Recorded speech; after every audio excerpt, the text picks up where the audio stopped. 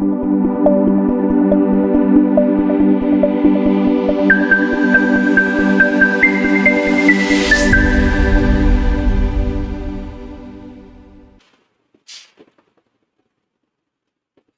and welcome to NICE Academy. So, 19 September 2025 ഹിന്ദുവിൽ വന്നിട്ടുള്ള important articles ആണ് discuss ചെയ്യുന്നത്. First article, attack on one of us in an attack on both, says Saudi pact. Okay, recent ആയിട്ട് സൗദിയും പാകിസ്ഥാനും തമ്മിൽ ഒരു defence കരാറിൽ, ഒരു mutual defence എഗ്രിമെൻറ്റിൽ sign ചെയ്തിട്ടുണ്ടായിരുന്നു. സോ ആ ഒരു മ്യൂച്വൽ ഡിഫൻസ് എഗ്രിമെൻറ്റ് പറയുന്ന കാര്യം എന്ന് വെച്ച് കഴിഞ്ഞാൽ, സൗദി അറേബ്യയോ അതോ പാകിസ്ഥാനെയോ ഏതെങ്കിലും ഒരു രാജ്യത്തിന് മറ്റേതെങ്കിലും രാജ്യം അറ്റാക്ക് ചെയ്യുകയാണെന്നുണ്ടെങ്കിൽ അത് ഞങ്ങളെ രണ്ടുപേരെയും അറ്റാക്ക് ചെയ്യുന്നത് പോലെയാണ്, ഞങ്ങൾ രണ്ടുപേരും ശക്തമായി തിരിച്ചടിക്കും എന്നാണ്. അതാണ് ആ ഡിഫൻസ് പാക്റ്റിന്റെ മെയിൻ ആയിട്ടുള്ള ഉദ്ദേശം. അപ്പോൾ ഇതിൽ നമ്മൾ നോക്കേണ്ട കാര്യം എന്ന് വെച്ച് കഴിഞ്ഞാൽ ഇന്ത്യയുടെ ഒരു ഷിഫ്റ്റ് ആണ് ഇതിനൊക്കെ കാരണമാവുന്നതാണ്. കാരണം ഇന്ത്യ മുന്നേ ഉണ്ടായിരുന്ന US അതുപോലെ തന്നെ ഇസ്രായേൽ തുടങ്ങിയ രാജ്യങ്ങളുമായിട്ട് ഒരു വെസ്റ്റേൺ പവേഴ്സുമായിട്ടായിരുന്നു ഇന്ത്യക്ക് കൂടുതൽ ബന്ധം ഉണ്ടായിരുന്നത്. ആ സമയത്ത് നമ്മുടെ റീജിയണൽ കൺട്രീസ് ആയിട്ടുള്ള പാകിസ്ഥാൻ അതുപോലെ തന്നെ ചൈന തുടങ്ങിയ രാജ്യങ്ങളൊക്കെ ആയിരുന്നു ആ ഒരു രീതിയിൽ നല്ല രീതിയിലുള്ള റിലേഷൻഷിപ്പിൽ പോയിക്കൊണ്ടിരുന്നത്. അപ്പം US നിന്നൊരു സാങ്ഷൻസ് വന്നതിന് ശേഷം നമ്മൾ ഈ വെസ്റ്റേൺ കൺട്രീസുമായിട്ടുള്ള ബന്ധം പതുക്കെ ഉപേക്ഷിച്ചുകൊണ്ടിരിക്കുകയാണ്. നമ്മുടെ അടുത്തൊരു ആർട്ടിക്കിൾസിലും ഇതേ സെയിം കാര്യങ്ങളാണ് പറയുന്നത്. അപ്പോൾ ഓഫ് കോഴ്സ് എന്താണ്, അതിൽ നിന്ന് ആ ഒരു ബന്ധം പതുക്കെ വേഴ്സായിക്കൊണ്ടിരിക്കുകയാണ്. അതിന് ശേഷം നമ്മൾ ചൈനയുമായിട്ട് അലൈൻ ചെയ്യണം. അപ്പോൾ ഓൾറെഡി ചൈന പാകിസ്ഥാൻ ഒരു നല്ലൊരു ബന്ധത്തിൽ നിൽക്കുകയാണ്. ഓക്കെ, അപ്പം ഇന്ത്യ ചൈനയോട് അടുക്കുന്ന സമയത്ത് ഒബ്വിയസ്ലി ചൈന ആർക്ക് സപ്പോർട്ട് കൊടുക്കില്ല, പാകിസ്ഥാന് സപ്പോർട്ട് കൊടുക്കുന്നത് വളരെ കുറവായിരിക്കും. പാകിസ്ഥാൻ എന്ന് പറഞ്ഞിരിക്കുന്നത് വളരെ വലിയ ഡിഫൻസ് എക്യുപ്മെന്റ്സ് ഒന്നും ഇല്ലാത്തൊരു കൺട്രി ആയതുകൊണ്ട് തന്നെ പാകിസ്ഥാന് ചൈന എന്ന് പറഞ്ഞിരിക്കുന്ന ഫ്രണ്ട്ഷിപ്പ് അവിടെ ബ്രേക്ക് ചെയ്യുകയാണ് ചെയ്യുന്നത്. അതുകൊണ്ട് തന്നെ പാകിസ്ഥാൻ മറ്റ് കൺട്രീസുമായിട്ടുള്ള ഒരു ഡിഫൻസ് എഗ്രിമെന്റ്സ് സൈൻ ചെയ്യാണ് തിടുക്കത്തിലാണ്. അതിന്റെ ഭാഗമായിട്ടാണ് ആദ്യമായിട്ട് നമ്മൾ സൗദി അറേബ്യൻ കൺട്രീസ് അല്ലെങ്കിൽ സൗദി അറേബ്യയുമായിട്ടുള്ള ഒരു ഡിഫൻസ് എഗ്രിമെന്റ് ഇപ്പൊ സൈൻ ചെയ്തിട്ടുണ്ടായിരുന്നത്. അതിൽ പറഞ്ഞ കാര്യങ്ങളും, any attack on one will be treated as attack on both, mandating joint deterrence and collective response measures. This is the first defence decision by Gulf Arab nations since Israel recent military actions on Qatar. അപ്പൊ ഇതിന് മുന്നേ recent ആയിട്ട് നമ്മുടെ ഖത്തറിലുള്ള military ബേസിലേക്ക് ഇസ്രായേലിന്റെ attacking ഒക്കെ നടത്തിയിട്ടുണ്ടായിരുന്നു. അപ്പോൾ ആ ഒരു സമയത്തൊന്നും ഗൾഫ് കൺട്രീസ് മറ്റു രാജ്യങ്ങളുമായിട്ട് റിലേഷൻ ഒന്നും പോയിട്ടുണ്ടായിരുന്നില്ല. അപ്പം അത്തരത്തിൽ ഇസ്രായേലിന്റെ ആക്ഷൻസിന് ശേഷം ആദ്യമായിട്ടാണ് ഇത്തരത്തിൽ ഗൾഫ് കൺട്രീസ് മറ്റ് രാജ്യങ്ങളുമായിട്ടുള്ള ഡിഫൻസ് എഗ്രിമെന്റിലേക്ക് വരുന്നത്. Okay, widely seen as a response to rising tensions and regional instability in West Asia. അപ്പോൾ വെസ്റ്റ് ഏഷ്യൻ റീജിയണിൽ വരുന്ന ഒരു ഇൻസ്റ്റബിലിറ്റി ആണ് നമുക്ക് സൂചിപ്പിക്കുന്നത്. മുന്നേ ഉണ്ടായിരുന്ന ഫ്രണ്ട്സ് ഒക്കെ മാറുന്നു, അവർ ശത്രുക്കളായി മാറുന്നു, പുതിയ റിലേഷൻസ് സ്റ്റാർട്ട് ചെയ്യുന്നു. അപ്പോൾ ഇൻസ്റ്റബിൾ ആയിട്ടാണ് വെസ്റ്റ് ഏഷ്യൻ എന്ന രാജ്യങ്ങൾ പോയിക്കൊണ്ടിരിക്കുന്നത്. Geopolitical context and strategic implications. Saudi Arabia has long track record of close ties to Pakistan, economic, religious and security, reportedly including financial support for Pakistan nuclear program. അപ്പോൾ Saudi അറേബ്യയും പാകിസ്ഥാനും തമ്മിലുള്ള ബന്ധം എന്ന് പറയുന്നത് മുന്നേ ഉണ്ടായിരിക്കുന്ന ഒരു ബന്ധമാണ്. അത് ഒന്നുകൂടി ശക്തമാക്കിയെന്ന് മാത്രമാണ് റീസെൻ്റായി നടന്നിട്ടുണ്ടായിരുന്നത്. അപ്പോൾ എന്തൊക്കെ തരത്തിലുള്ള ബന്ധങ്ങളാണ്? എക്കണോമിക്, അതുപോലെ തന്നെ റിലീജിയസ്, സെക്യൂരിറ്റി തുടങ്ങിയിരിക്കുന്ന റിലേഷൻസ് ആയിരുന്നു പാകിസ്ഥാനും സൗദി അറേബ്യ ഉണ്ടായിരുന്നത്. ഓക്കെ, അതുപോലെ തന്നെ പാകിസ്ഥാന്റെ ന്യൂക്ലിയർ പ്രോഗ്രാമിന് വേണമെങ്കിൽ പോലും ആവശ്യത്തിലധികമുള്ള ഇൻവെസ്റ്റ്മെന്റ് സപ്പോർട്ട് ആണെന്നുണ്ടെങ്കിൽ അല്ലെങ്കിൽ ഫിനാൻഷ്യൽ സപ്പോർട്ട് ആണെന്നുണ്ടെങ്കിൽ പോലും നമ്മുടെ സൗദി അറേബ്യ നടത്തിയിട്ടുണ്ടായിരുന്നു. The pact may implicitly extend Pakistan's nuclear umbrella to Saudi Arabia, especially given recent speculation over Iran's atomic ambitions. അതായത് പാകിസ്ഥാന് ഓൾറെഡി ഒരു ന്യൂക്ലിയർ എക്സംഷൻസ് ഉണ്ട്. അതായത് ന്യൂക്ലിയർ വെപ്പൺസ് നിങ്ങൾക്ക് ക്രിയേറ്റ് ചെയ്യുന്നതിനും കുഴപ്പമില്ല എന്നുള്ള പാകിസ്ഥാൻ ഓൾറെഡി ന്യൂക്ലിയർ വെപ്പൺസ് ഒക്കെ പ്രൊലിഫറേറ്റ് ചെയ്തുകൊണ്ടിരിക്കുന്നുണ്ട്. അപ്പം സൗദി അറേബ്യയും കൂടി പാകിസ്ഥാനെ കൂടുന്ന സമയത്ത് ഒബ്വിയസ്ലി നമുക്ക് ഈ പറഞ്ഞിരിക്കുന്ന പാകിസ്ഥാന്റെ ന്യൂക്ലിയർ സപ്പോർട്ട് ആർക്കും കൂടി ലഭിക്കും? സൗദി അറേബ്യക്കും കൂടി ലഭിക്കും. ഓക്കെ, കാരണം സൗദി അറേബ്യയും പാകിസ്ഥാൻ ഇപ്പോൾ ഫ്രണ്ട്സ് ആണ്. അപ്പോൾ പാകിസ്ഥാന്റെ ന്യൂക്ലിയർ സപ്പോർട്ട് ആർക്കും കൂടി ലഭിക്കും? സൗദി അറേബ്യക്കും കൂടി ലഭിക്കും. അതാണ് സൗദി അറേബ്യ കിട്ടുന്ന അഡ്വാൻറ്റേജ് എന്ന് പറയുന്നത്. Okay, this agreement is clear strategic signal to Israel and other regional actors, combining the wake of October 7, 2023 escalations involving Israel, Hamas and its allies. അപ്പോൾ ഇത് ശരിക്കും പറഞ്ഞാൽ ആ റീജിയൻ, വെസ്റ്റേൺ ഏഷ്യൻ കൺട്രീസ് നോക്കുന്ന സമയത്ത് ആ റീജിയനിലെ ബാക്കി എല്ലാ കൺട്രീസിനുമുള്ള ഒരു സ്ട്രാറ്റജിക് സിഗ്നലാണ്. ഓക്കെ, ഞങ്ങൾ പുതിയൊരു റിലേഷൻ സ്റ്റാർട്ട് ചെയ്യാൻ പോവാണ്, അല്ലെങ്കിൽ പുതിയൊരു ബൈലാറ്ററൽ റിലേഷൻസ് ആണ് രണ്ട് രാജ്യങ്ങളുമായി ചേരുന്നത്. അപ്പം ഇതുവരെ അറ്റാക്ക് ചെയ്തിരിക്കുന്ന രാജ്യങ്ങൾക്കെതിരെയുള്ള ഒരു സ്ട്രാറ്റജിക് സിഗ്നൽ ആണെന്ന് വേണമെങ്കിൽ പറയാം. ഇനി ഇതിൽ ഇന്ത്യയുടെ റെസ്പോൺസ് എങ്ങനെയായിരുന്നു എന്നുള്ളതാണ്. And India's Ministry of External Affairs acknowledged the prior awareness of the pact and stated it would examine consequences for India's national security and regional stability. അപ്പോൾ ഇത്തരത്തിലുള്ള ബന്ധം പോവുകയാണെന്നുണ്ടെങ്കിൽ ഒബ്വിയസ്ലി എന്ത് സംഭവിക്കും? വീണ്ടും ഇന്ത്യയുടെ നാഷണൽ സെക്യൂരിറ്റിനെ ബാധിക്കുന്നതായിരിക്കും. ഓക്കെ, കാരണം വെച്ചാൽ സൗദി അറേബ്യയിൽ ഇന്ത്യയുടെ പലതരത്തിലുള്ള ഡയസ്പോറ ഉണ്ട്, പലതരത്തിലുള്ള ഇൻവെസ്റ്റ്മെന്റ് ഇന്ത്യക്ക് ലഭിക്കുന്നുണ്ട്, പലതരത്തിലുള്ള റീജിയണൽ സെക്യൂരിറ്റി ടൈപ്പുകൾ നമ്മൾ സൗദി അറേബ്യ ആയിട്ടുണ്ട്. അപ്പം സൗദി അറേബ്യയുമായിട്ട് പാകിസ്ഥാൻ റിലേഷൻ മേക്ക് ചെയ്യുന്ന സമയത്ത് നമ്മുടെ നാഷണൽ സെക്യൂരിറ്റിക്ക് ഒരുപാട് തരത്തിലുള്ള കോൺസിക്വൻസസ് വരാൻ സാധ്യതയുണ്ട് എന്ന് ഓൾറെഡി നമ്മുടെ ministry of external affairs acknowledge ചെയ്തിട്ടുണ്ടായിരുന്നു. But India remains watchful of expanded defense cooperation frameworks that could alter strategic balance in West Asia. അപ്പോൾ എന്നിരുന്നാൽ പോലും ഇത്തരത്തിലുള്ള പല ബന്ധങ്ങളുണ്ടെങ്കിൽ പോലും ഇന്ത്യ ക്ലോസ്ലി വാച്ച് ചെയ്യും ഏതൊക്കെ രാജ്യങ്ങളാണ് ബന്ധത്തിൽ പോകുന്നത്, അത് ഇന്ത്യനെ എങ്ങനെ ബാധിക്കുന്നു. എസ്പെഷ്യലി നമ്മുടെ ഏറ്റവും വലിയ ശത്രുവായിട്ടുള്ള പാകിസ്ഥാൻ, അതായത് ന്യൂക്ലിയർ ആംഡ് ആയിട്ടുള്ള പാകിസ്ഥാൻ മറ്റ് ഗൾഫ് പവേഴ്സുമായിട്ട് ബന്ധം സ്ഥാപിക്കുന്ന സമയത്ത് ഇന്ത്യ എന്തായാലും ക്ലോസ്ലി അത് മോണിറ്റർ ചെയ്തുകൊണ്ടിരിക്കും. കാരണം ഗൾഫ് കൺട്രീസ് എന്ന് പറയുന്നത് നമ്മളുമായിട്ട് വളരെ നല്ലൊരു ബന്ധത്തിലുള്ള, ഒരുപാട് കാലഘട്ടം മുതൽ നല്ല ബന്ധത്തിലുള്ളതാണ് നമ്മുടെ ഗൾഫ് പവേഴ്സ് എന്ന് പറയുന്നത്. ഇന്ത്യയുടെ ഒരുപാട് ഡയസ്പോറേഴ്സ് വർക്ക് ചെയ്യുന്നതും നമ്മുടെ ഗൾഫ് കൺട്രീസ് ആണ്. അപ്പോൾ നമ്മുടെ ശത്രു നമ്മുടെ ഗൾഫ് പവേഴ്സിലേക്ക് പോകുന്ന സമയത്ത് ഇന്ത്യക്ക് തീർച്ചയായിട്ടും ഒരു തിരിച്ചടി ആയിരിക്കും. അതുകൊണ്ട് തന്നെ ഇന്ത്യ ഈ ഒരു ബന്ധത്തിനെ പറ്റി ക്ലോസ്ലി മോണിറ്റർ ചെയ്തുകൊണ്ടിരിക്കുന്നതാണ് ഈ ആർട്ടിക്കിൾ പറയുന്നത്. ഇനി provisions and significance. According to statements by Saudi press agency and Pakistan's foreign affairs ministry, the pact language covers. ഈ പാക്ട് പറയുന്ന മറ്റൊരു കാര്യം എന്ന് വെച്ചാൽ any aggression against either country, അതായത് ഞങ്ങളുടെ രണ്ട് രാജ്യങ്ങളിൽ ഏതെങ്കിലും ഒരു രാജ്യത്തിനെതിരെയുള്ള അഗ്രഷൻസോ അല്ലെങ്കിൽ ഏതെങ്കിലും അറ്റാക്കോ മറ്റു രാജ്യങ്ങൾ നടത്തി കഴിഞ്ഞാൽ എന്ന രീതിയിൽ മാത്രമേ സംസാരിച്ചിട്ടുള്ളൂ. ബട്ട് ഇതിനകത്ത് ഒരു കാര്യങ്ങൾ എക്സ്പ്ലിസിറ്റ്ലി മെൻഷൻ ചെയ്തിട്ടില്ല. But does not specifically mention nuclear weapons. അതായത് ആ ഒരു പാക്ടിനകത്ത് പറഞ്ഞിട്ടില്ല ഞങ്ങളുടെ ഏതെങ്കിലും രാജ്യത്തിനെ തൊട്ട് കഴിഞ്ഞു കഴിഞ്ഞാൽ ഞങ്ങൾ ന്യൂക്ലിയർ വെപ്പൺസ് യൂസ് ചെയ്യുമെന്നുള്ള കാര്യങ്ങൾ പറഞ്ഞിട്ടുണ്ടായിരുന്നില്ല. ഞങ്ങൾ ആ ഒരു അറ്റാക്കിനെതിരെ ഞങ്ങൾ ചെറുത്ത് നിൽക്കുമെന്ന് മാത്രമേ ആ ഒരു പാക്റ്റിൽ പറഞ്ഞിട്ടുള്ളൂ. ന്യൂക്ലിയർ വെപ്പൺസ് യൂസ് ചെയ്യുമെന്നുള്ള കാര്യങ്ങൾ പറഞ്ഞിട്ടില്ല. Okay, the Saudi officials have suggested that all defensive and military means could be used as needed, making it a flexible but potentially escalatory commitment. അപ്പം സൗദി ഒഫീഷ്യൽസ് ഓൾറെഡി പറഞ്ഞിട്ടുണ്ടായിരുന്നു ഞങ്ങൾ ആരെങ്കിലും ഒരാളിൽ തൊട്ട് കഴിഞ്ഞാൽ ഞങ്ങൾ എല്ലാ തരത്തിലുള്ള ഡിഫെൻസീവ് ആയിട്ടുള്ള അല്ലെങ്കിൽ മിലിറ്ററി മീൻസ് ഞങ്ങൾ ഉപയോഗിക്കും എന്ന് പറയുകയും ചെയ്തിട്ടുണ്ടായിരുന്നു. അപ്പോൾ ഇതിൽ നമുക്ക് മേ ബി അവരൊരു ന്യൂക്ലിയർ വെപ്പൺസ് യൂസ് ചെയ്യാം എന്ന് വേണമെങ്കിൽ പറയാം. ഓക്കെ, സോ ഇതാണ് നമുക്ക് ഈ ആർട്ടിക്കിൾ നോക്കാൻ വരുന്ന ആർട്ടിക്കിൾസിൽ അല്ല വരും ദിവസങ്ങൾ തീർച്ചയായിട്ടും ഈ ഒരു ബന്ധത്തിൽ എന്തൊക്കെയാണ് നടക്കുന്നത്, എന്തൊക്കെയാണ് ഇന്ത്യക്ക് ഉണ്ടാകുന്ന ഇഷ്യൂസ് എന്നുള്ള കാര്യങ്ങൾ IR പോയിന്റ് ഓഫ് വ്യൂവിൽ നമുക്ക് ഡീറ്റെയിൽ ആയിട്ട് പഠിക്കാം. Okay, moving on to next article, equalising primary food consumption in India. Okay, so GS paper 2 polity and welfare, GS paper 3 economy and agriculture and 2 and 3 social ജസ്റ്റിസുമായി ബന്ധപ്പെട്ടിരിക്കുന്ന ആർട്ടിക്കിളാണ്. അപ്പോൾ ഈ ആർട്ടിക്കിൾസിൽ പറയുന്ന കാര്യം എന്ന് വെച്ച് കഴിഞ്ഞാൽ ഇന്ത്യയിലുള്ള പോവർട്ടി അല്ലെങ്കിൽ ദാരിദ്ര്യം വളരെയധികം കുറഞ്ഞു എന്നാണ് പറയുന്നത്. റീസെന്റ് ആയിട്ട് 2024 നാഷണൽ സാമ്പിൾ സർവേ എടുത്തിരിക്കുന്ന കണക്കുകൾ പ്രകാരമോ അതുപോലെ തന്നെ വേൾഡ് ബാങ്കിന്റെ 2025 റിപ്പോർട്ട് പ്രകാരമോ പറയുന്നത് ഇന്ത്യയുടെ എക്സ്ട്രീം പോവർട്ടി 16% നിന്ന് 2% കുറഞ്ഞിരിക്കുകയാണ്. അതായത് 2011-12 കാലഘട്ടങ്ങളിൽ 16% ഇന്ത്യയിലുള്ള എക്സ്ട്രീം പോവർട്ടി, അതായത് കടുത്ത ദാരിദ്ര്യം ഇന്ത്യയിൽ ഉണ്ടായിരുന്നത് അത്ര ശതമാനമായിരുന്നു. ബട്ട് 2022-23 കാലമായപ്പോഴേക്കും 2.3% ഇന്ത്യക്ക് കുറക്കാൻ സാധിച്ചു. അതായത് പോവർട്ടി ഒരു ലെവലിൽ കുറക്കാൻ സാധിച്ചിട്ടുണ്ടായിരുന്നു. അപ്പോൾ ഇതൊരു വളരെ വലിയൊരു ഇംപ്രൂവ്മെന്റ് ആണ് ഇന്ത്യനെ സംബന്ധിച്ച്, signalling major improvement in food security. എല്ലാ ആളുകൾക്കും ഫുഡ് സെക്യൂരിറ്റി എൻഷുർ ചെയ്യാൻ നമുക്ക് സാധിക്കും എന്ന് പറയുന്നത്.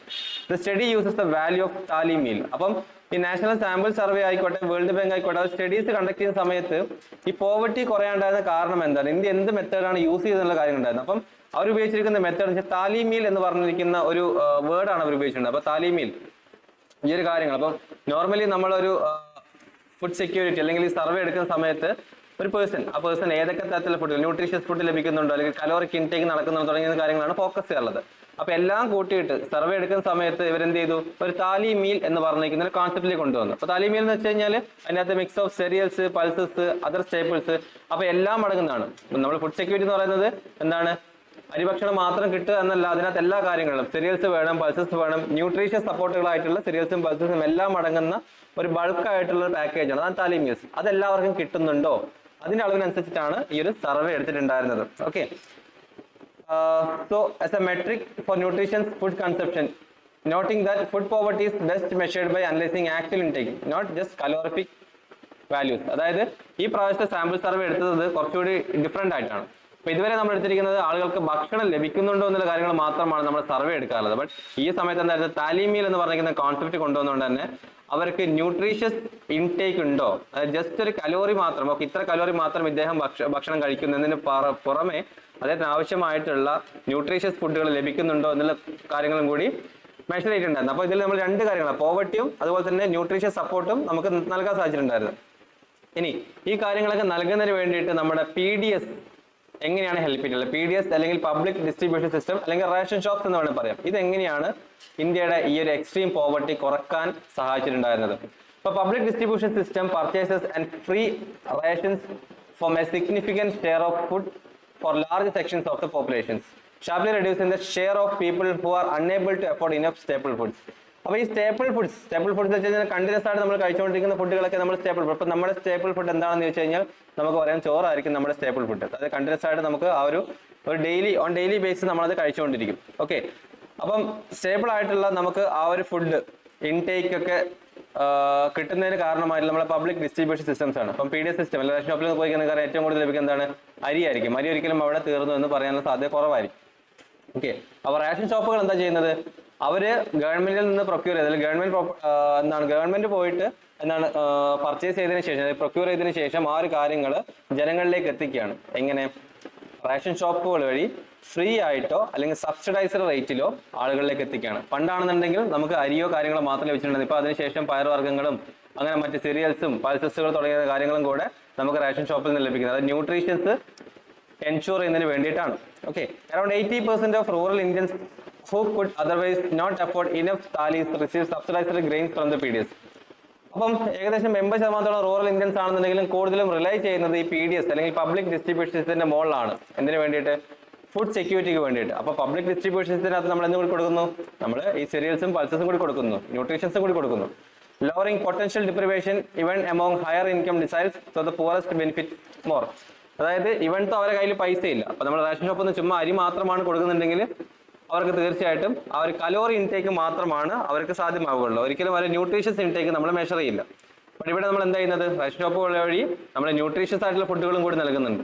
ഓക്കെ, അതാണ് നമ്മൾ താലിമിൽ എന്ന് പറയുന്ന കോൺസെപ്റ്റ് പറഞ്ഞിട്ടുണ്ടായിരുന്നത്.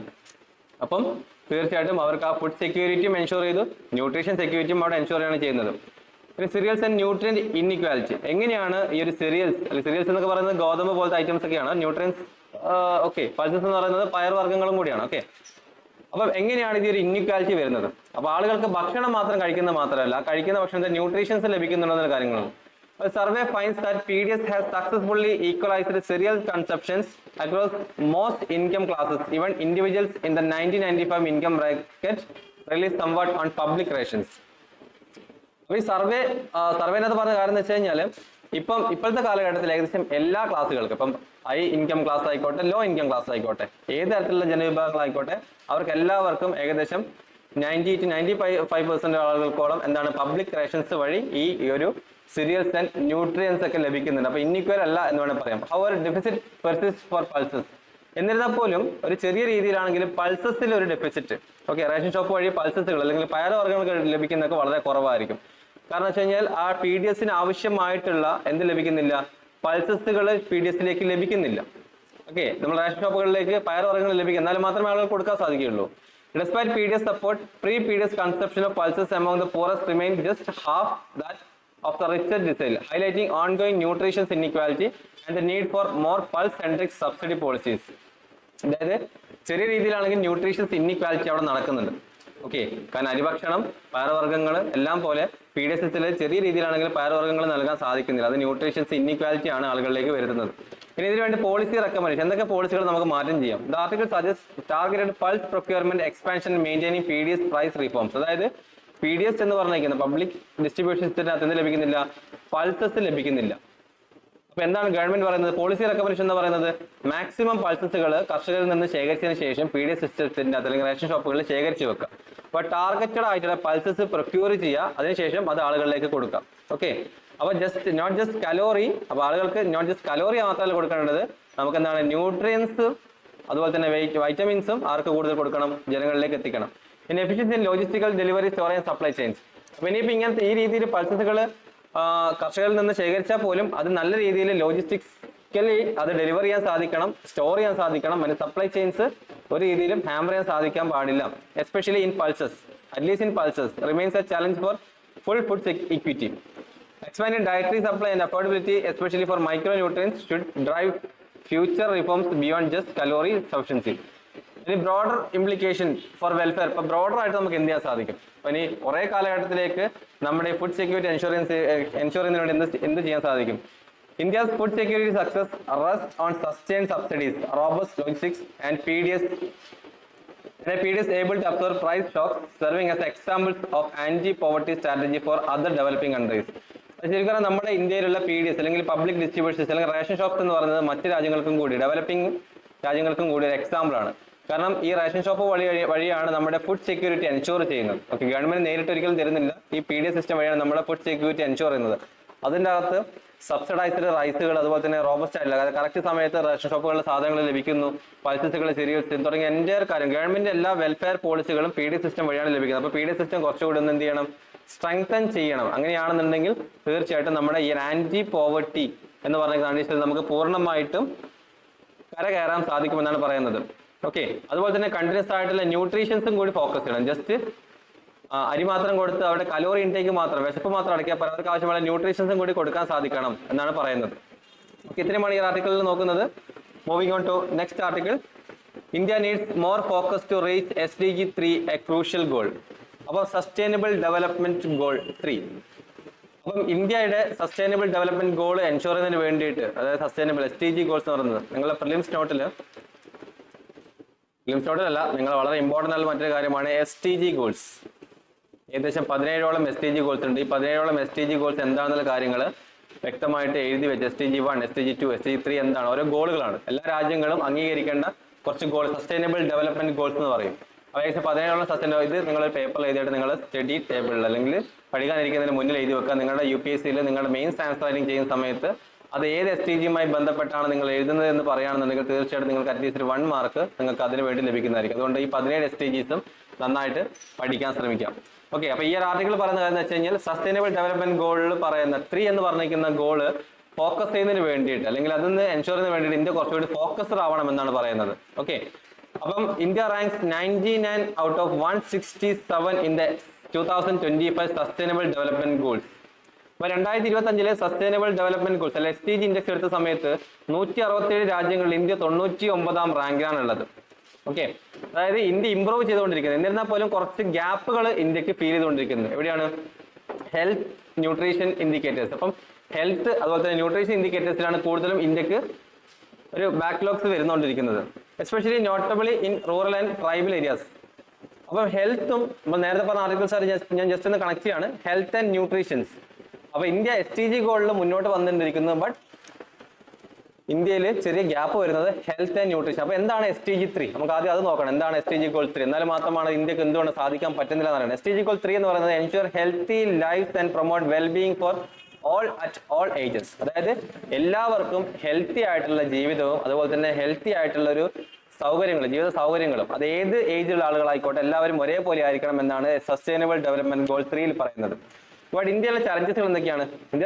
ഇന്ത്യയിലെ ഗ്യാപ്പുകൾ എന്തൊക്കെയാണ് നോക്കുന്ന സമയത്ത് ഇന്ത്യയുടെ മെറ്റേണൽ മോർട്ടാലിറ്റി റേറ്റ് എന്ന് പറയുന്നത്, അതായത് പ്രസവ സമയത്തുള്ള മരണം എന്ന് പറയുന്നത് വളരെ കൂടുതലാണ്. ഏകദേശം 1 lakh ലൈവ് ബർത്തിൽ, അതായത് 1 ലക്ഷം എന്താണ് ഇന്ത്യയിൽ മൊത്തത്തിൽ നോക്കുകയാണെങ്കിൽ ഇന്ത്യയിൽ ടോട്ടലി 1 ലക്ഷം ലൈവ് ബർത്തുകൾ നടക്കുന്ന സമയത്ത് അതായത് ഏകദേശം 97ഓളം എന്താണ് ആളുകൾ മരണപ്പെടുകയാണ് ചെയ്യുന്നത് അല്ലെ. That means woman counterpart മരണപ്പെടുകയാണ് ചെയ്യുന്നത്. അതാണ് മെറ്റേണൽ മോർട്ടാലിറ്റി എന്ന് പറയുന്നത്. മരണസമയത്ത് അമ്മ മരണപ്പെടുന്ന കാര്യമാണ് ജനിക്കുന്ന സമയത്ത് അമ്മ മരണപ്പെടുന്ന കാര്യമാണ് മെറ്റേണൽ മോർട്ടാലിറ്റി എന്ന് പറയുന്നത്. ഓക്കെ, അപ്പോൾ ഇന്ത്യയിലെ റേറ്റ് അല്ലെങ്കിൽ MMR റേറ്റ് എന്ന് പറഞ്ഞാൽ വളരെ കൂടുതലാണ്. 1 ലക്ഷം ബർത്തുകൾ അവിടെ നടക്കുന്നുണ്ടെങ്കിൽ അതിലേകദേശം 97ഓളം അമ്മമാർ മരണപ്പെട്ടിട്ടുണ്ടായിരിക്കും. ഇനി അണ്ടർ 5 മോർട്ടാലിറ്റി, ഇനി കുട്ടികളാവുന്ന സമയത്ത് 5 വയസ്സിനുള്ളിൽ മരണപ്പെടുന്ന കുട്ടികൾ ഏകദേശം ഓരോ 1000 കുട്ടികളിലും 32ഓളം പേരുകൾ 5 വയസ്സിന് മുന്നേ തന്നെ മരണപ്പെടുകയാണ്. അപ്പോൾ അണ്ടർ 5 മോർട്ടാലിറ്റി റേറ്റും ഇന്ത്യയിൽ വളരെ കൂടുതലാണ്. അതിന് ഇന്ത്യയിലെ ലൈഫ് എക്സ്പെക്ടൻസി എന്ന് പറയുന്നത് 70 വയസ്സിലാണ്. അപ്പോൾ അതായത് ഒരാൾ ശരാശരി ജീവിക്കുന്ന വർഷം എന്ന് പറയുന്നത് 70 വർഷമാണ് ഇന്ത്യയിലെ കണ്ടീഷൻസ്, ഇന്ത്യയിലെ സാഹചര്യങ്ങൾ വെച്ചിട്ട്. അപ്പോൾ ഇത് മറ്റ് ഡെവലപ്ഡ് കൺട്രീസിൽ നിന്ന് വളരെ വളരെ കുറവ് കണ്ടീഷൻസിലാണ് നമ്മൾ നിൽക്കുന്നത്. ഓക്കെ, പല രാജ്യങ്ങളിലും ഇന്ത്യയുടെ ലൈഫ് എക്സ്പെക്ടൻസി എന്ന് പറയുന്നത് ഏകദേശം 80-90 വയസ്സാണ്. മോർട്ടാലിറ്റി റേറ്റ് വളരെ കുറവാണ്. അപ്പൊ എന്തൊക്കെയാണ് ഈ ഇത്തരത്തിലുള്ള ഒരു സസ്റ്റൈനബിൾ ഡെവലപ്മെന്റ് ഗോൾ 3 എൻഷുർ ചെയ്യാൻ പറ്റാത്ത ഗ്യാപ്പുകൾ നമ്മൾ പരിശോധിച്ചു. എന്തൊക്കെയാണ് ഇഷ്യൂസ് എന്നുള്ളത്? ആ ഇഷ്യൂസുകൾ എന്തുകൊണ്ടാണ് ഇന്ത്യക്ക് വരുന്നത്? വരുന്നതിന്റെ മെയിൻ കാരണം എന്ന് വെച്ച് കഴിഞ്ഞാൽ റൂറൽ ട്രൈബൽ ഡിസ്പാരിറ്റീസ് ആണ്. Okay, progress in access to health services uneven. അതായത് ഈ റൂറൽ ഏരിയയിലുള്ള ആളുകൾ അല്ലെങ്കിൽ ട്രൈബൽ ഏരിയയിലുള്ള ആളുകൾക്കോ ഈ ഹെൽത്ത് സർവീസിലേക്ക് ഉള്ള ആക്സസിബിലിറ്റി വളരെ കുറവാണ്. അതായത് അവർക്ക് പെട്ടെന്ന് തന്നെ ഹോസ്പിറ്റലിൽ എത്താൻ സാധിക്കുന്നില്ല. Which covers and outcomes notably lower in rural and tribal districts. അതായത് അവർക്ക് ആവശ്യമുള്ള ഹെൽത്ത് സർവീസ് ലഭിക്കുന്നില്ല, അവർക്ക് ആവശ്യമുള്ള ഹോസ്പിറ്റൽ ഫെസിലിറ്റീസ് ലഭിക്കുന്നില്ല, മെഡിസിൻ ഫെസിലിറ്റി ലഭിക്കുന്നില്ല, തുടങ്ങിയ കാര്യങ്ങൾ ലഭിക്കുന്നില്ല. ഇനി കൾച്ചറൽ ബാരിയേഴ്സ്. ഇപ്പൊ കൾച്ചറൽ ബാരിയേഴ്സിന്റെ ബെസ്റ്റ് എക്സാമ്പിൾ ആണ് നമ്മുടെ റീസെന്റ് ആയിട്ട് കേരളത്തിലൊക്കെ നടന്നിരിക്കുന്ന കാര്യമായിരുന്നു. കാരണം ബർത്ത് ഹോസ്പിറ്റലിൽ പോയി നടക്കാൻ പാടില്ല, അത് എന്താണ് ആ ഒരു കൾച്ചറിന് എതിരാണ് അല്ലെങ്കിൽ കമ്മ്യൂണിറ്റിക്ക് എതിരാണെന്നുള്ള കണ്ടീഷൻസിലൊക്കെ ഒരുപാട് ബർത്തുകൾ വീട്ടിൽ വെച്ച് നടന്ന കാര്യങ്ങൾ ഇന്ന് റീസെന്റ് ആയിട്ട് പല ന്യൂസുകളിലും നമ്മൾ കേരളത്തിൽ വെച്ച് കണ്ടിട്ടുണ്ടായിരുന്നു. അപ്പൊ ഇതിനകത്ത് അതൊരു കൾച്ചറൽ ബാരിയർ ആണ്. അപ്പൊ stigma and lack of awareness, അതായത് ഹോസ്പിറ്റലിൽ പോയി എന്താണ് ഈ ഒരു ബർത്തോ കാര്യങ്ങളോ നടക്കാൻ പാടില്ല. അപ്പൊ അങ്ങനെ ഒരുപാട് തരത്തിലുള്ള കൾച്ചറൽ ബാരിയേഴ്സ് ഉള്ളത് കൊണ്ടും ഹെൽത്ത് കെയർ ഫെസിലിറ്റീസിലുള്ള ആക്സസുകൾ എന്ത് ചെയ്യാണ് അവർ, ഞങ്ങൾക്ക് ആ ഹെൽത്ത് കെയർ ഫെസിലിറ്റിയിൽ അത് വേണ്ട, ഞങ്ങൾ സ്വന്തമായി ചെയ്തോളൂ എന്നാണ് പറയുന്നത്. Especially for womens and mental health. അപ്പൊ ഈ ഒരു കാര്യം ആരെയാണ് കൂടുതൽ ബാധിക്കുന്നത്? വുമൻസിനെയാണ്. അവർ ഫിസിക്കലി ആൻഡ് മെന്റലി അവരുടെ ഹെൽത്തിനാണ് ബാധിക്കുന്നത്. ഇനി പ്രൈമറി കെയർ വീക്ക്നെസ്. ഇനി വേറൊരു കാര്യം എന്ന് വെച്ചാൽ പാച്ചി പ്രൈമറി കെയർ. അപ്പം ഏതെങ്കിലും തരത്തിൽ ഇപ്പം മെറ്റേണൽ കണ്ടീഷനിൽ ഇരിക്കുന്ന ഒരു വുമൺ ആയിക്കോട്ടെ, അല്ലെങ്കിൽ ലാക്ടേറ്റിംഗ് ആയിട്ടുള്ള വുമൺ ആയിക്കോട്ടെ, അല്ലെങ്കിൽ 5 വയസ്സ് വരെയുള്ള കുട്ടികളായിക്കോട്ടെ, അവർക്ക് ഫസ്റ്റ് ഫെസിലിറ്റീസ് നൽകുന്ന ICDS ആണ്, ഇന്റഗ്രേറ്റഡ് ചൈൽഡ് ഡെവലപ്മെന്റ് സെന്റേഴ്സും. അതുപോലെ തന്നെ അവിടെ നിന്നാണ് അവർക്ക് ആവശ്യമായ ന്യൂട്രീഷൻസും പോഷകാഹാരങ്ങളും എല്ലാ കാര്യങ്ങളും കൊടുക്കുന്നത്.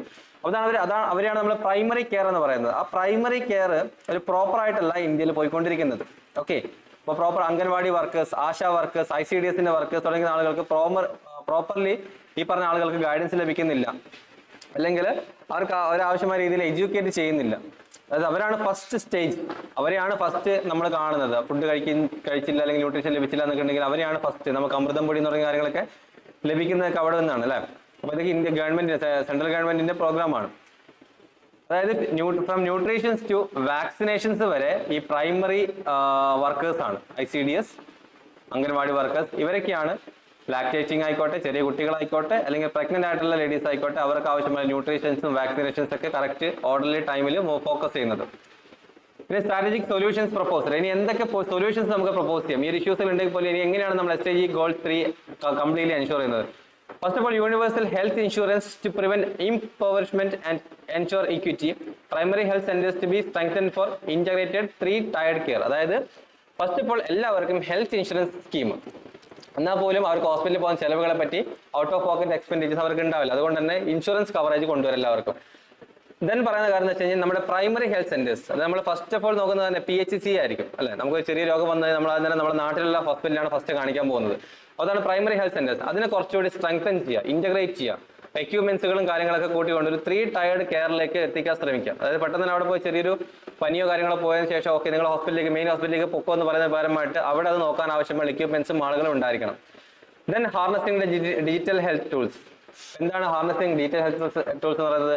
ടെലിമെഡിസിൻസ് and digital health records can bridge rural gaps. ഇപ്പൊ ടെലിമെഡിസിൻസ് എന്ന് പറയുന്നത് ഡോക്ടറെ നമുക്ക് കോൾ ചെയ്തുകൊണ്ട് നമ്മുടെ ഇഷ്യൂസുകൾ പറഞ്ഞ് പ്രിസ്ക്രിപ്ഷൻ എടുത്ത് മെഡിസിൻ ഒക്കെ വാങ്ങുന്നതിനാണ് നമ്മൾ ടെലിമെഡിസിൻസ് എന്ന് പറയുന്നത്. അപ്പൊ ടെലിമെഡിസിൻസും ഡിജിറ്റൽ ഹെൽത്ത് റെക്കോർഡ്സും ഓരോ വ്യക്തിയുടെയും ഡിജിറ്റൽ ഹെൽത്ത് റെക്കോർഡ്സുകളും കീപ്പ് ചെയ്ത് പോകുകയാണെന്നുണ്ടെങ്കിൽ നമുക്ക് ഏറ്റവും ഇമ്പോർട്ടൻ്റ് ആയിട്ട് ഈ റൂറൽ ഏരിയയിലേക്കുള്ള ആളുകൾക്കൊക്കെ അത്യാവശ്യം അതൊരു ബെനിഫിഷ്യൽ ആയിരിക്കും. കാരണം റൂറൽ ഏരിയയിൽ നിന്ന് പെട്ടെന്ന് തന്നെ മെയിൻ ഒരു മൾട്ടി സ്പെഷ്യാലിറ്റി ഹോസ്പിറ്റലിലേക്ക് എത്താൻ സാധിക്കില്ല. അപ്പൊ അവിടുത്തെ ഫെസിലിറ്റി ഈ ടെലിമെഡിസിൻ വഴി ആളുകളിലേക്ക് എത്തുകയാണെന്നുണ്ടെങ്കിൽ തീർച്ചയായിട്ടും ആ ഒരു ഗ്യാപ്പ് നമുക്ക് ഫിൽ ചെയ്യാൻ സാധിക്കും. സോ അതുവഴി നമുക്ക് വാക്സിനേഷൻസ്, മെറ്റേണൽ ചൈൽഡ് കെയർ, അതുപോലെ തന്നെ എഫിഷ്യന്റ് ആയിട്ടുള്ള സർവീസ് ഡെലിവറിയും നമുക്ക് നൽകാൻ സാധിക്കും. ഇനി കമ്പൽസറി സ്കൂൾ ഹെൽത്ത് എഡ്യൂക്കേഷൻ. ഇനി പറയുന്ന മറ്റൊരു കാര്യമാണ് കുട്ടികളെ പഠിപ്പിക്കുക. എന്താ പറയുന്നത്? Making health literacy part of school curriculum. അതായത് ഹെൽത്ത് ലിറ്ററസി, നിങ്ങൾ എന്തൊക്കെയാണ് കഴിക്കേണ്ടത്, എങ്ങനെയൊക്കെയാണ് ജീവിക്കേണ്ടത് തുടങ്ങിയ കാര്യങ്ങൾ, നിങ്ങൾ എന്തൊക്കെയാണ് നിങ്ങളുടെ ഹെൽത്തിനെ ഫോക്കസ് ചെയ്യുന്ന കാര്യങ്ങളൊക്കെ നമ്മുടെ സ്കൂൾ കരിക്കുലത്തിൽ ഇൻക്ലൂഡ് ചെയ്യുകയാണെന്നുണ്ടെങ്കിൽ ഫ്രം ദ പ്രൈമറി എഡ്യൂക്കേഷൻ മുതൽ ആളുകൾ എങ്ങനെ മാറണം, അവരുടെ മെറ്റേണൽ ചൈൽഡ് മോർട്ടാലിറ്റി കുറക്കാൻ സാധിക്കും, മെറ്റേണിറ്റി മോർട്ടാലിറ്റി കുറക്കാൻ സാധിക്കും, ലൈഫ് എക്സ്പെക്ടൻസി ബൂസ്റ്റ് ചെയ്യാൻ സാധിക്കും. അപ്പോൾ ഹെൽത്തി ഹാബിറ്റ്സ്, അതായത് ഹെൽത്തി ഹാബിറ്റ്സുകൾ കുട്ടികളൊക്കെ മുന്നോട്ട് കൊണ്ടുപോകും. അതുകൊണ്ട് തന്നെ നമ്മൾ സ്കൂൾ കരിക്കുലത്തിൽ ഇത് ആഡ് ചെയ്യണമെന്നാണ് പറയുന്നത്. ഇനി policy actions and stakeholders roles. ഇനി പോളിസി മേക്കേഴ്സ്, അതായത് government policy makers must advance community based cost effective preventions like school health education alongside investment in universal health insurance and robust primary care. അപ്പോൾ അവർ ചെയ്യേണ്ട main കാര്യം എന്ന് വെച്ച് കഴിഞ്ഞാൽ ഒരു കമ്മ്യൂണിറ്റി ബേസ്ഡ് ആയിട്ടുള്ള കോസ്റ്റ് എഫക്റ്റീവ് ആയിട്ടുള്ള പ്രിവെൻഷൻ മെത്തേഡ് കൊണ്ടുവരാം. ഓക്കെ, അതിലെന്താ പറയുന്നത്?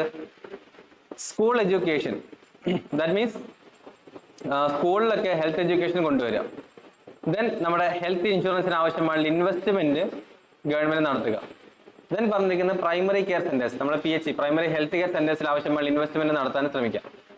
Then parents and families are critical partners in reinforcing children's health knowledge. പിന്നെ പറയുന്ന കാര്യം എന്ന് വെച്ചാൽ പാരന്റ്സും ഫാമിലീസും ആണ് ഒരു കുട്ടിയുടെ ഒരു ഹെൽത്ത് നോളജ് എങ്ങനെ മുന്നോട്ട് പോകണമെന്ന് പഠിപ്പിക്കുന്നത്. അവരെന്തൊക്കെ ചെയ്യണം, എന്തൊക്കെ ചെയ്യരുത്, എങ്ങനെയൊക്കെയാണ് അവരെ പേഴ്സണൽ ഹൈജീൻസ് തുടങ്ങിയ കാര്യങ്ങൾ, എന്തൊക്കെ ഭക്ഷണം കഴിക്കണം തുടങ്ങിയ കാര്യങ്ങളൊക്കെ പാരന്റ്സിനും ഫാമിലീസിനും കൂടി ഹെൽപ്പ് ചെയ്താൽ മാത്രമാണ് ഒരു ലൈഫ് ലോങ് ആയിട്ട് വെൽബീയിങ് ആയിട്ട് ജീവിക്കാൻ സാധിക്കൂ എന്നാണ് പറയുന്നത്. ഓക്കെ, സോ ഇത്രയുമാണ് ഈ ആർട്ടിക്കിൾ നോക്കാനുള്ളത്. Moving on to the final article. Why did India condemn Doha strike? GS paper 2 governance and health, GS paper 3 science international റിലേഷൻസുമായി ബന്ധപ്പെട്ടിരിക്കുന്ന ആർട്ടിക്കിൾ കേട്ടോ. GS പേപ്പർ 2 IR,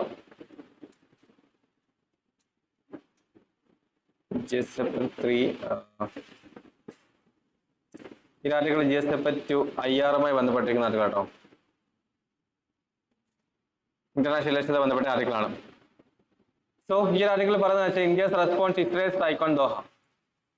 അപ്പോൾ ഞാൻ നേരത്തെ പറഞ്ഞ ഒരു ആർട്ടിക്കിൾ, ഫസ്റ്റ് പറഞ്ഞ ആർട്ടിക്കിൾ ഞാൻ ജസ്റ്റ് ഒന്ന് കണക്ട് ചെയ്യാണ്. നേരത്തെ പറഞ്ഞ തന്നെ ഇസ്രയേൽ എന്ന് പറഞ്ഞിരിക്കുന്ന രാജ്യവും ഇന്ത്യ എന്ന് പറഞ്ഞിരിക്കുന്ന രാജ്യവും വളരെ നല്ല റിലേഷനിലായിരുന്നു.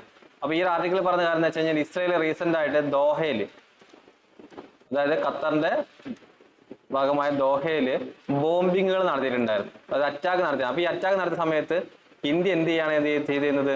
ഇന്ത്യ ഇസ്രയേലിനെതിരെ കുറ്റം പറയുക ചെയ്യുന്നത്. ഇസ്രയേല് ഇത്രയും വലിയ കടുത്ത അറ്റാക്കിങ് ഗാസയിലോ പാലസ്തീനിലോ നടത്തിയ സമയത്ത് പോലും ഇന്ത്യ മ്യൂട്ടഡ് ആയിരുന്നു, ഇന്ത്യ ഒന്നും മിണ്ടിയിട്ടുണ്ടായിരുന്നില്ല. ബട്ട് ദോഹയിൽ ഈ അറ്റാക്ക് നടത്തിയ സമയത്ത് ഇന്ത്യ ഇസ്രയേലിനെതിരെ പറയുകയാണ്. That means India condemned Israel bombing in Doha as violation of sovereignty. That means നിങ്ങൾ ആ രാജ്യത്തിന്റെ സോവറിനിറ്റിനെ ബാധിക്കുന്നു, അല്ലെങ്കിൽ ആ രീതിയിലാണ് ഇസ്രയേൽ ഇത്തരം ബോംബിംഗ് നടത്തിയെന്നുള്ള കാര്യങ്ങളാണ് പറയുന്നത്. അപ്പൊ ഇതിൽ നേരത്തെ പറഞ്ഞ സെയിം കാര്യങ്ങൾ എടുക്കുകയാണ്. അപ്പൊ നല്ല മിത്രങ്ങളായിരിക്കുന്ന ആളുകൾ ശത്രുക്കളായി മാറാനുള്ള ഒരു തുടക്കത്തിലേക്കാണ് പോയിക്കൊണ്ടിരിക്കുന്നത്.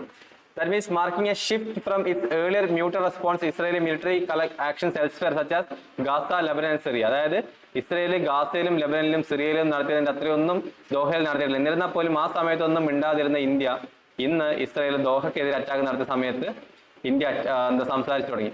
ഇപ്പൊ ഇന്ത്യ പറഞ്ഞ മിനിസ്റ്റർ ഓഫ് എക്സ്റ്റേണൽ അഫയേഴ്സ് പറഞ്ഞ കാര്യം എന്ന് വെച്ച് കഴിഞ്ഞാൽ, ഇന്ത്യ ഇസ്രായേലിനെ കുറ്റം പറഞ്ഞതെന്ന് വെച്ച് കഴിഞ്ഞാൽ human life and sovereignty reflecting a new emphasis on principles of territorial integrity and regional peace. അതായത് നിങ്ങൾ ആളുകളുടെ ജീവൻ നോക്കുന്നില്ല, അല്ലെങ്കിൽ ഒരു രാജ്യത്തിന്റെ സോവറിനിറ്റിയെ നിങ്ങൾ നോക്കുന്നില്ല, നിങ്ങളെ തോന്നിയ രീതിയിൽ അറ്റാക്കിംഗ് നടത്തിക്കൊണ്ടിരിക്കുകയാണെന്നാണ് ഇസ്രായേലിനെതിരെ നമ്മുടെ ഇന്ത്യ പറഞ്ഞിട്ടുണ്ടായിരുന്നത്. അപ്പൊ ഇതിൽ ഒന്നാമത്തെ കാര്യം എന്ന് വെച്ച് കഴിഞ്ഞാൽ ഇസ്രായേൽ ഓൾറെഡി US-ഉമായിട്ടുള്ള ബന്ധത്തിലുള്ളത് കൊണ്ടും നമ്മൾ ആ ബന്ധം വഷളായിക്കൊണ്ടിരിക്കുന്നതുകൊണ്ടാണ്. രണ്ടാമത്തെ കാര്യം എന്ന് വെച്ച് കഴിഞ്ഞാൽ ഇന്ത്യയും ഖത്തറുമായിട്ട് നമ്മൾ നല്ല രീതിയിലുള്ള ബന്ധം, that means largely due to India's strong strategic economic and diaspora ties with Qatar. അപ്പൊ ഇന്ത്യയിലുള്ള മെജോറിറ്റി ഡയാസ്പൊറ എന്ന് പറയുന്നത് ഇന്ത്യൻ വംശജരാട്ടോ, ഇന്ത്യൻ വംശജർ. മറ്റു രാജ്യങ്ങളിൽ വർക്ക് ചെയ്യുന്ന ഇന്ത്യൻ വംശജർ നമ്മൾ ഇന്ത്യൻ ഡയാസ്പൊറ എന്ന് പറയാറുള്ളത്. അപ്പം ഒരുപാട് പേര് നമ്മൾ ഖത്തറിലൊക്കെ ഒരുപാട് ഇന്ത്യൻ വംശജർ അവിടെ വർക്ക് ചെയ്തുകൊണ്ടിരിക്കുന്നത്. അപ്പൊ അതുകൊണ്ട് തന്നെ സ്ട്രോങ് ആയിട്ടുള്ള സ്ട്രാറ്റജിക് എക്കണോമിക് എനർജി റിലേഷൻസ് ആണ് നമ്മളും ഖത്തറും തമ്മിലുള്ളത്. അപ്പൊ അതുകൊണ്ട് തന്നെ ഖത്തറിനെ സപ്പോർട്ട് ചെയ്യാന്നുള്ളതും ഇന്ത്യയുടെ ഭാഗമാണ്. ഇനി contrast with previous policy and regulation regional significance, India's response diverges from its more balanced, sometimes less vocal positions on Palestine and other West Asian crises. നേരത്തെ പറഞ്ഞ പോലെ തന്നെ മറ്റ് രാജ്യങ്ങളുമായി ഇസ്രായേൽ പ്രശ്നമായ സമയത്ത് ഇന്ത്യ മിണ്ടിയില്ല. India's statements on Doha was issued promptly after Modi's outreach to Qatari leadership underlined the importance of bilateral relations. അതായത് ഖത്തറുമായിട്ട് നമ്മൾ റീസെന്റ് ആയിട്ടുള്ള ഒരു സ്ട്രോങ് ആയിട്ടുള്ള ലീഡർഷിപ്പ് ഇതിലേക്ക് വന്നതിന് ശേഷമാണ് ഖത്തറിന് ആവശ്യമായിട്ടുള്ള സപ്പോർട്ട് ഇന്ത്യ കൊടുത്തുകൊണ്ടിരിക്കുന്നത്. അപ്പം ഇത് ഇസ്രായേലുമായിട്ടുള്ള ഒരു വിദ്വേഷം കൊണ്ട് മാത്രമല്ല കേട്ടോ, ഖത്തറുമായിട്ട് നമ്മൾ റീസെന്റ് ആയിട്ട് ഒരു പാക്ട് സൈൻ ചെയ്തിട്ടുണ്ടായിരുന്നു. അപ്പൊ നല്ലൊരു ലീഡർഷിപ്പ് ക്വാളിറ്റി, നല്ലൊരു ബൈലാറ്ററൽ റിലേഷൻസ് ആണ് ഇന്ത്യയും ഖത്തറും തമ്മിലുള്ളത്. അതുകൊണ്ട് തന്നെ ഖത്തറിനെതിരെ അറ്റാക്ക് നടന്ന സമയത്ത് ഇന്ത്യ തീർച്ചയായിട്ടും അതിനെതിരെ പ്രതികരിക്കണം. When similar incidents occurred elsewhere, such as US bombings on Iran or Israeli actions in Lebanon, response were much less assertive, highlighting how partner country relationship shape New Delhi's diplomatic messaging. അപ്പോൾ important ആയിട്ടുള്ള point ആണ്. അപ്പോൾ ഇതിന് മുന്നേ ആണെങ്കിലും US-ന്റെ ബോംബിങ്സുകൾ ഇറാനിൽ നടന്നു, അതുപോലെ തന്നെ ഇസ്രായേലിന്റെ ആക്ഷൻസ് ലെബനനിലും സിറിയയിലും ഗാസയിലൊക്കെ നടന്ന സമയത്താണെങ്കിൽ പോലും ഇന്ത്യ ഇത്ര അസേർട്ടീവായിട്ട് സംസാരിച്ചിട്ടുണ്ടായിരുന്നില്ല. ബട്ട് ഇന്ത്യ ഈ ഒരു സമയത്ത് വളരെ അസേർട്ടീവായി സംസാരിക്കുകയാണ്, highlighting how partner country relations, അതായത് എങ്ങനെയായിരുന്നു മുന്നേ ഉണ്ടായിരിക്കുന്ന പാർട്ണർ കൺട്രി റിലേഷനിൽ നിന്ന് നമ്മൾ പുതിയൊരു ഡിപ്ലോമാറ്റിക് ജിയോ പൊളിറ്റിക്സിലേക്ക് മാറുന്നത് എങ്ങനെയാണ്, നമ്മൾ ഡൽഹി, ദാറ്റ് മീൻസ് ഇന്ത്യ എങ്ങനെയാണ് മാറിക്കൊണ്ടിരിക്കുന്നത് എന്നുള്ള മെസ്സേജിങ് കൂടിയാണിത്. Okay, why Qatar is treated differently. Unlike other Asian countries, especially in Gulf, Qatar is vital for India due to large expatriate communities and energy ties. അതായത് മറ്റ് രാജ്യങ്ങൾ ഇപ്പം സൗദി അറേബ്യ ആണെങ്കിൽ പോലും അത്ര വലിയ ബന്ധം ഇന്ത്യക്കില്ല. ബട്ട് എന്തുകൊണ്ടാണ് ഖത്തർ ഇന്ത്യക്ക് ഇത്രയും വലിയൊരു ബന്ധം, ഇത്രയും വലിയ സുഹൃത്തായി മാറുന്നതിന് മെയിൻ കാരണം എന്ന് വെച്ച് കഴിഞ്ഞാൽ ഖത്തർ എപ്പോഴും ലാർജ് എക്സ്പാട്രേറ്റ് ആണ്. അപ്പോൾ നമ്മളൊരു നല്ലൊരു ബന്ധത്തിലിരിക്കുന്നത് കമ്മ്യൂണിറ്റി ബേസിലായിക്കോട്ടെ, നമ്മുടെ ഡയസ്പൊറ ബേസിലായിക്കോട്ടെ, അല്ലെങ്കിൽ എനർജി ടൈസിലായിക്കോട്ടെ, അല്ലെങ്കിൽ ഇൻവെസ്റ്റ്മെന്റ് ആയിക്കോട്ടെ. ഖത്തറിൽ നിന്ന് ഒരുപാട് ഇൻവെസ്റ്റ്മെന്റ് ഇന്ത്യയിലേക്ക് വന്നുകൊണ്ടിരിക്കുന്നുണ്ട്. Strategic alignment. The attack on Doha is viewed as a significant shift in Gulf security environment post-US security guarantees, raising alarming among Gulf monarchies about their own vulnerabilities. അതായത് ദോഹക്കെതിരെയുള്ള ഇസ്രായേലിന്റെ attack വന്നതിന് ശേഷം അപ്പൊ അതുവരെ എല്ലാ രാജ്യങ്ങൾക്കും സപ്പോർട്ട് കൊടുത്തുകൊണ്ടിരുന്ന രാജ്യം എന്താണെന്ന് US ആണ്. അപ്പം ഇസ്രായേൽ അറ്റാക്ക് നടക്കുന്ന സമയത്ത് ഒബിയസ്ലി എന്ത് സംഭവിക്കും, US അവിടെ നിന്ന് മാറും. കാരണം US ഇസ്രായേൽ നമ്മൾ നല്ല ബന്ധത്തിലാണ് ഉള്ളത്. അപ്പൊ അതുകൊണ്ട് തന്നെ നിങ്ങൾ മറ്റു രാജ്യങ്ങൾ, അതായത് ഗൾഫ് മൊണാർക്കീസ്, അവിടെയൊക്കെ രാജഭരണമാണല്ലോ. അപ്പം ഗൾഫ് മൊണാർക്കീസ് ഒക്കെ അവരുടെ വൾണറബിലിറ്റീസ് അവർ പഠിക്കുകയാണ്. അപ്പോൾ ഇതുവരെ നിങ്ങൾക്ക് സപ്പോർട്ട് ചെയ്തുകൊണ്ടിരുന്നത് US മറ്റു രാജ്യങ്ങളൊക്കെയാണ്. അപ്പോൾ അവരൊക്കെ മാറുന്ന സമയത്ത് നിങ്ങൾ വൾണറബിൾ ആണെന്നുള്ള ഒരു അലാറം കൂടി ഗൾഫ് രാജ്യങ്ങൾ കൊടുക്കണം. നിങ്ങളും കൂടി സെൽഫ് സഫിഷ്യന്റ് ആയിരിക്കണം, നിങ്ങൾ മറ്റു രാജ്യങ്ങൾ നോക്കി നിൽക്കരുത് എന്നാണ് ഇതിൻ്റെ അകത്ത് പറയുന്ന ഒരു കാര്യം. ഇനി broader implications four India's west Asia policy. India's assertive language on Doha but not Gaza indicate a careful calibration of interest, balancing strong principles, sovereignty, territorial integrity with pragmatic, strategic and economic priorities. അപ്പോൾ ഇന്ത്യയുടെ assertiveness especially ദോഹക്ക് എതിരെ attack നടന്ന സമയത്ത് നമ്മുടെ interest എങ്ങോട്ടൊക്കെയാണ് മാറിക്കൊണ്ടിരിക്കുന്നത് എന്നുള്ളതിന്റെ ഒരു സൂചന മാത്രമാണ്. India's nuanced reactions are meant to protect its interest in the region, including energy security, workforce protections and maintaining delicate ties with all major players. Okay, അപ്പൊ ഇന്ത്യയുടെ റിയാക്ഷൻസ് എന്ന് പറഞ്ഞിരിക്കുന്നത് ശരിക്കും പറഞ്ഞാൽ ഇന്ത്യയുടെ മാത്രം തീരുമാനമാണ്. അപ്പം ഫ്രണ്ട് ആണെങ്കിൽ പോലും, വളരെ തിക് ഫ്രണ്ട് ആണെങ്കിൽ പോലും ഇന്ത്യനെ ബാധിക്കുകയാണെന്നുണ്ടെങ്കിൽ, അല്ലെങ്കിൽ നമ്മളെ ബാധിക്കുകയാണെന്നുണ്ടെങ്കിൽ നമ്മൾ അതിൻ്റെ ഒരു നോ പറഞ്ഞ് നമ്മൾ അടുത്ത റിലേഷൻസിലേക്ക് പോകണം എന്നതിൻ്റെ ഒരു എക്സാമ്പിൾ ആണ് ഇവിടെ ഇന്ത്യ കാണിച്ചുകൊണ്ടിരിക്കുന്നത്. കാരണം US എന്ത് പറഞ്ഞാൽ പോലും അക്സെപ്റ്റ് ചെയ്തുകൊണ്ടിരിക്കുന്ന ഒരു ഇന്ത്യ ഉണ്ടായിരുന്നു. അപ്പോൾ അതിൽ നിന്ന് ഇന്ത്യ ചെറിയ കാര്യം പറഞ്ഞ സമയത്താണെങ്കിൽ പോലും ഇന്ത്യയിൽ നിന്ന് മാറി പുതിയ റിലേഷൻസിലേക്ക് പോകുന്നു. അപ്പോൾ അതിൽ മറ്റ് പല രാജ്യങ്ങളാണെങ്കിലും അല്ലെങ്കിൽ പല റീജിയണൽ ഇൻസ്റ്റെബിലിറ്റി കൊണ്ടുവരുന്നതിന് ഇന്ത്യ വളരെ വലിയൊരു പങ്ക് വഹിച്ചുകൊണ്ടിരിക്കുന്നുണ്ട്. കാരണം ഇന്ത്യ എല്ലാവർക്കും പ്രിയപ്പെട്ട രാജ്യമായിരുന്നു. ഓക്കെ, സോ അത്രയുമാണ് ഈ ആർട്ടിക്കിൾസ് നോക്കാനുള്ളത്. ആർട്ടിക്കിളിന്റെ കണ്ടെക്സ്റ്റ് എന്താണെന്ന് മാത്രം മനസ്സിലാക്കാൻ ശ്രമിക്കുക. ഇന്റർനാഷണൽ റിലേഷൻസ് ആണ്. അപ്പൊ ഇതിൽ ഒരുപാട് ഇന്റർ കണക്ഷൻസുകൾ ഉണ്ടായിരിക്കും രാജ്യങ്ങൾ തമ്മിൽ. പല രാജ്യങ്ങൾ പോകുന്ന സമയത്ത് എന്തിനാണ് ഇത് ചെയ്യുന്നത്, അപ്പം ചെയ്തു എന്നല്ല, എന്തിനായിരുന്നു ആ രാജ്യം അങ്ങനെ ചെയ്യുന്നത്. അപ്പൊ ഇതുവരെ ഇന്ത്യ ഇസ്രായേൽ നല്ല ബന്ധമായിരുന്നു. ബട്ട് ഇസ്രായേലിലെ ചെറിയൊരു ബോംബിങ് ആണെങ്കിൽ പോലും ഇന്ത്യ ഇസ്രായേലിനെതിരെ കുറ്റം പറയുന്നു. എന്തിനായിരുന്നു അത് എന്നുള്ള കാര്യങ്ങളാണ് നമുക്ക് UPSC പെർസ്പെക്റ്റീവിൽ അറിയേണ്ടത്. ഓക്കെ, അപ്പം നമുക്ക് ഇന്ത്യ US റിലേഷൻസിനെ പറ്റി പറയേണ്ടി വരും, US ഇസ്രായേൽ റിലേഷൻസിനെ പറ്റി പറയേണ്ടി വരും, ഇന്ത്യ പാക് റിലേഷൻസിനെ പറ്റി പറയേണ്ടി വരും. അങ്ങനെ പല രാജ്യങ്ങളുടെ റിലേഷൻസ്. അപ്പം ഇത് മൊത്തത്തിൽ പഠിക്കുന്ന സമയത്ത് നിങ്ങൾ എന്ത് കഴിയും, നിങ്ങളുടെ ഇന്റർനാഷണൽ റിലേഷൻസ് എന്ന് പറഞ്ഞിരിക്കുന്ന ടോപ്പിക്ക് കംപ്ലീറ്റ്ലി കഴിയുന്നതായിരിക്കും. ഓക്കെ, സോ ഇത്രയുമാണ് നമുക്ക് ഇന്നത്തെ ആർട്ടിക്കിൾസിൽ നോക്കാനുള്ളത്. So thank you for the day. Good by.